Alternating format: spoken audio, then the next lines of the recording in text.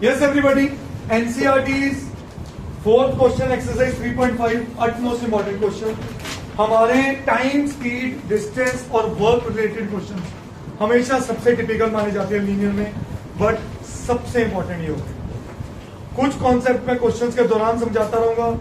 Already relative speeds, stream upstream, downstream, ये सारे concept मैं आपको 9th में भी करवा चुका हूं, 8th में भी करवा चुका हूं और अपलोड भी हैं सब चीजें. बट जिस क्वेश्चन में जो आएगा we will discuss that separately.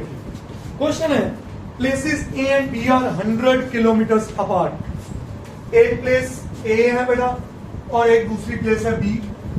They are 100 kilometre apart. इन दोनों के बीच का डिस्टेंस कितना है? 100 किलोमीटर. सही है बेटा. अब one car starts from A and another starts from B at the same time. एक कार A से चल रही है और एक B से, शायद इधर और शायद इधर, वो मुझे नहीं पता, बढ़ते हैं आगे. If they travel in the same direction, same direction का मतलब A भी इधर और B भी इधर, तो मेरा पहला सिनारियो ये हो गया when they both are going in the same direction. They meet in 5 hours. ये पक्का आगे जाके कहीं यहां मीट कर जाएंगे ए एंड बी, और इस डिस्टेंस को कवर करने में कितना टाइम लगेगा? 5 आवर्स. ठीक है. अगला, इफ दे, यहां पे वर्ड ऐड कर लो, if they move towards each other. अगर वो दोनों एक दूसरे की तरफ आ रहे हैं, ऑब्वियस है अगर एक दूसरे की तरफ आएंगे जल्दी आ जाएंगे. They meet in how much time? 1 hour. मैं कहता हूं वो यहां आके मिलते हैं ए और B. They meet in 1 hour. What are the speeds of the two cars? मैं वापिस क्लास 8 का कॉन्सेप्ट शायद कुछ बच्चों को मैंने करवाया था उस टाइम, जिनको नहीं करवाया उनके लिए आज सुन लो. मेरी बात ध्यान से समझना. एक कार इधर है और एक कार इधर है. जब ये एक दूसरे की तरफ आएंगे ये जल्दी मिल जाएंगे. जल्दी मिलने का मतलब है टाइम कम लगा. टाइम कम लगने का मतलब स्पीड बढ़ गई होगी. जब भी एक से ज्यादा कार्स की बातें हों, स्पीड नहीं यूज होती. क्या यूज होती है? Relative speed. क्या होती है? तो मैं जो कॉन्सेप्ट समझा रहा हूं, एक दूसरे की तरफ आए तो टाइम लगा कम. जब टाइम कम लगा मतलब स्पीड बढ़ी होगी, तो दोनों की रिलेटिव स्पीड होती है ऐड. क्या होती है? और जब दोनों सेम डायरेक्शन में जा रहे हैं, ये और ये थोड़ी ज्यादा स्पीड पे है, ये आगे जाके कहीं मिलेंगे तो टाइम लगा ज्यादा मतलब स्पीड होगी कम, तो दोनों की रिलेटिव स्पीड होती है सबट्रैक्ट. दोनों की रिलेटिव स्पीड क्या होती है?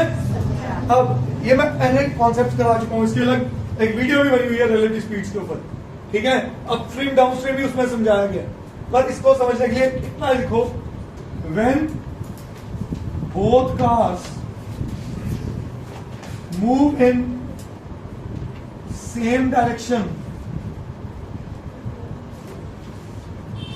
their relative speed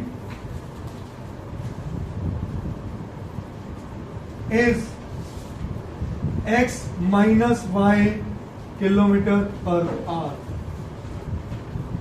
अच्छा, ये मैंने assumption ली नहीं, ये समझाने में रह गया.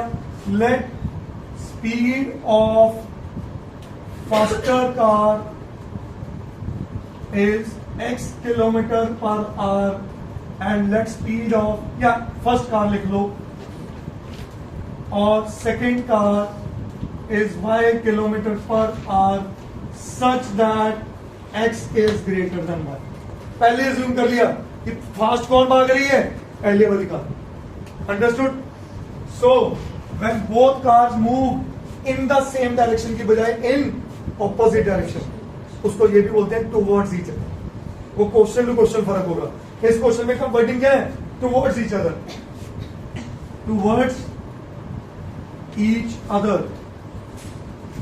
Their relative speed is x plus y kilometre per hour. Understood? Sure. अब हमें पता है डिस्टेंस होता है स्पीड इनटू टाइम. हाँ, पहले केस में स्पीड क्या है? x minus Y. टाइम कितना लगा? 5 आवर्स. इंटू हो गया 5 इज इक्वल टू डिस्टेंस कितना है? 100. क्या ये बात समझ आई? ये 5 इधर मल्टीप्लाई हो रहा है, इधर क्या होगा? तो x minus Y is equal to क्या आ गया, ये बनी इक्वेशन नंबर 1। अब आ जाओ दूसरी इक्वेशन में। टाइम कितना लगा, 1 आवर। हाँ जी, स्पीड क्या है दोनों की, x प्लस और डिस्टेंस फिर से कितना है 100। तो x plus Y is equal to क्या आ गया, बन गई दूसरी इक्वेशन। तो एक बनी x प्लस वाई 100 और एक बनी x माइनस वाई 20।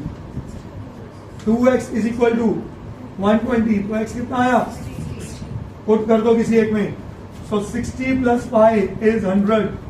तो y कितनी आई, 40। So what is the speed of first car, 100 kilometre per hour and speed of second car 60 kilometre per hour. कुछ गलत किया, sorry 60 kilometre and second car is 40 kilometre per hour. That's fine. करिए।